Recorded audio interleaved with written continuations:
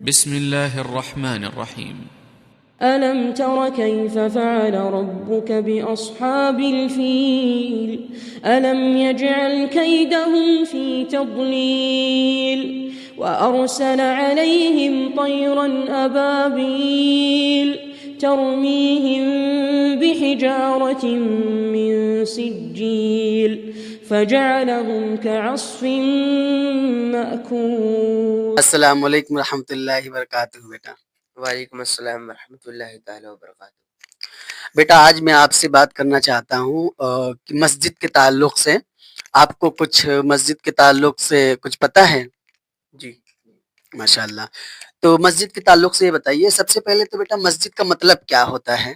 مسجد اللہ کا گھر ہے، اس میں سجدہ کرتے ہیں. مسجد کے مطلب ہی ہے سجدہ کرنے کی جگہ، ہے نہیں؟ مسجد کے مطلب ہوتے ہیں سجدہ کرنے کی جگہ. تو کبھی کبھی ہم یہ دیکھتے ہیں کہ جو کچھ لوگ ایسے ہوتے ہیں کہ چھوٹے چھوٹے بچوں کو لے کر کے جاتے ہیں جو قریباً 7 سال سے کم عمر کی ہوتے ہیں، 6 سال 5 سال، ان کو تو کیا ان کو لے جانا درست ہے؟ صحیح طریقہ ہے یہ؟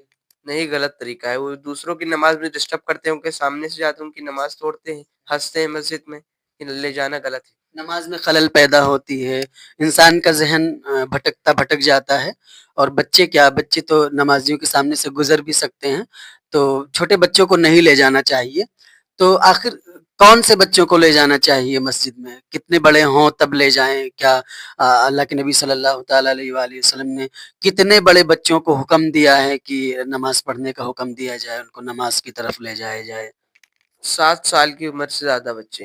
سبحان اللہ. 7 سال کی عمر کا بچہ ہو تب مسجد میں لے کر کے جائیں. اس سے پہلے اچھا، بہت لوگ یہ بھی کہتے ہیں کہ اگر ہم بچے کو نہیں لے جائیں گے تو بچہ ہمارا سیکھے گا کیسے؟ تو اس تعلق سے لے کر کے جاتے ہیں کہ ہم لے کر کے جائیں گے بچہ سیکھے گا. تو کیا مسجد سیکھنے کی جگہ ہے، وہاں سیکھے گا بچہ؟ مسجد سیکھنے کی کوئی جگہ تھوڑی ہے. سیکھنے کا تو مدرسہ ہے، گھر ہے. دوسرے گھر میں سیکھیں، آپ جا کر کے کسی آدمی سے سیکھیں.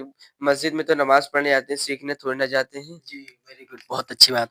تو ناظرین آپ دیکھ سکتے ہیں کہ التمش صاحب نے یہ بتایا کہ کیا کہتے ہیں کہ اللہ کے نبی صلی اللہ تعالیٰ علیہ وآلہ وسلم نے یہ فرمایا کہ 7 سال کے بچے کو حکم دو نماز پڑھنے کے لیے، نماز کی طرف انہیں حکم دو اور بتاؤ، بلکہ مار مار کے بتاؤ. لیکن اگر 7 سال سے چھوٹا بچہ ہے، 6 سال کا، 5 سال کا، 4 سال کا، تو اس طرح کے بچوں کو، اتنی کم عمر کے بچوں کو مسجد میں نہ لے جاؤ. انہوں نے بتایا کہ کیوں نہ لے جائیے؟ کیونکہ نماز میں ڈسٹرب کرتے ہیں، نماز کمپلیٹ نہیں ہوتی. اگر بچے کو سکھانا ہے تو گھر کا ماحول ہی ایسا رکھیے، آپ کی گھر کا ماحول ایسا رکھیے. گھر میں بھی آپ جو ہے سنت گھر میں ادا کیجئے، نوافل گھر میں ادا کیجئے، اور دیگر نمازیں فرض کو چھوڑ کر کے گھر میں ادا کیجئے. اور کبھی وقت نہیں ملتا ہے تو لوگ نماز چھوڑ دیتے ہیں، تو گھر میں ہی ادا کر لیجئے. آپ کی گھر میں جو 7 سال سے بڑے بچے ہیں یا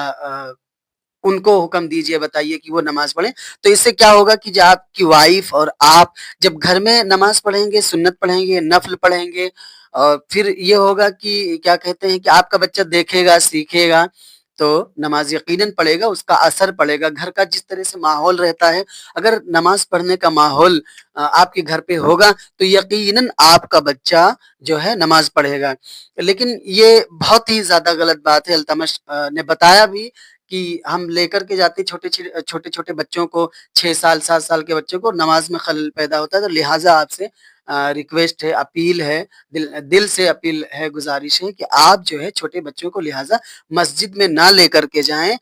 اتنے بڑے بچے کو لے کر کے جائیں جو بچہ سمجھدار ہو، نمازی کے سامنے سے گزرے نہ، ایک جگہ وہ اگر اسے بیٹھا دیا جائے تو وہ بیٹھا رہے، اور کیا کہتے ہیں وہ دیکھ کر کے نماز پڑھے، رکوع کرے، سجدہ کرے، لیکن وہ کسی کو ڈسٹرب نہ کرے. آپ اتنے بڑے چھوٹے بچے کو مت لے جائیے کہ وہ پیشاب کر دیں وہیں، ٹوائلٹ کر دے وہیں، پھر چلو اس کو دھلا جائے. تو کہنے کا مقصد یہاں پر خلاصہ یہ نکلا کہ التمش نے بتایا کہ مسجد کا مطلب ہی ہوتا ہے سجدہ کرنے کی جگہ، وہ سیکھنے کی جگہ نہیں ہے. سیکھنے کی جگہ مکتب آپ کا گھر میں سکھائیے بچوں کو نماز پڑھنے کے لیے، مکتب میں سکھائیے نماز پڑھنے کے لیے، مدرسے میں سکھائیے نماز پڑھنے کے لیے۔ مسجد میں جو ہے وہ سیکھنے کی جگہ نہیں، وہ اللہ کی عبادت کی جگہ ہے، وہاں پر عبادت کرنی چاہیے، اور بڑے لوگ جو ہے عبادت کریں، اور کچھ ان کو جو مسئلے مسائل نہ پتہ ہوں تو وہ امام صاحب سے بتائیں۔ اچھا ایک چھوٹا سا کویشچن ہے میرا، کہ جو آگے لوگ نماز پڑھتے ہیں، آگے صف میں بہت اتاولے ہوتے ہیں آگے جانے کے لیے، اور کیا آگے نماز پڑھنے سے ثواب زیادہ ملتا ہے؟ جی ہاں، ماشاءاللہ۔ تو بہت لوگ ہم یہ دیکھتے ہیں بیٹا کہ لوگ مطلب اذان ہو جاتی ہے، 2-3 منٹ بچتا ہے جماعت کا تو دوڑ کر کے جاتے ہیں، پھر لوگوں کی گردنیں پھلانگتے ہوئے بھگتے ہیں اگلی صف میں جاتے ہیں، یعنی 3-4 صف ہے اور اس کو پھلانگتے ہوئے لوگوں کو ٹالتے ہوئے یہ کوشش کرتے ہیں کہ لاؤ ہم آگے صف میں نماز پڑھیں۔ کیا ان کی نماز قبول ہوتی ہے؟ ان کو ثواب ویری گڈ۔ تو کیا طریقہ ہونا چاہیے اگلی صف میں جانے کے لیے؟ کیا طریقہ ہونا چاہیے؟ اذان جیسے ہی ہو آپ جو ہے، اگر آپ کو اگلی صف میں پہلی صف میں نماز پڑھنی ہے تو جیسے ہی اذان ہو آپ فوراً کیا کریں؟ اپنا کام چھوڑ کر کے مسجد کی طرف چل دیں، ہے نہیں؟ تب آپ کو جگہ مطلب کیا صف خالی رہے گی، پھر آپ کیا ہوں گے؟ آگے چلے جائیں گے، آگے آسانی سے چلے جائیں گے، پہنچ جائیں گے۔ یہ اچھا طریقہ ہے۔ اور جو گردن پھلانگتے ہوئے جاتے ہیں وہ کون سا طریقہ ہے؟ غلط طریقہ ہے، غلط طریقہ۔ ان کی نماز ہوتی ہے یا نہیں ہوتی ہے؟ نہیں ہوتی۔ جی تو دیکھیے التمش نے یہ بھی بتایا کہ آپ مسجد میں کبھی داخل ہوں، کبھی جائیں تو یہ خیال رکھیں کہ دوسروں کی گردنیں پھلانگتے ہوئے نہ جائیں، بلکہ جہاں جگہ ملے، ہے نہیں بیٹا، جہاں پر جگہ ملے وہیں پر آپ کیا ہوں؟ ٹھہر جائیں، رک جائیں، وہیں پر بیٹھ جائیں، وہیں پر اپنی نماز کیا کریں؟ پڑھیں، وہیں پر نماز پڑھیں جہاں آپ کو جگہ ملتی ہے۔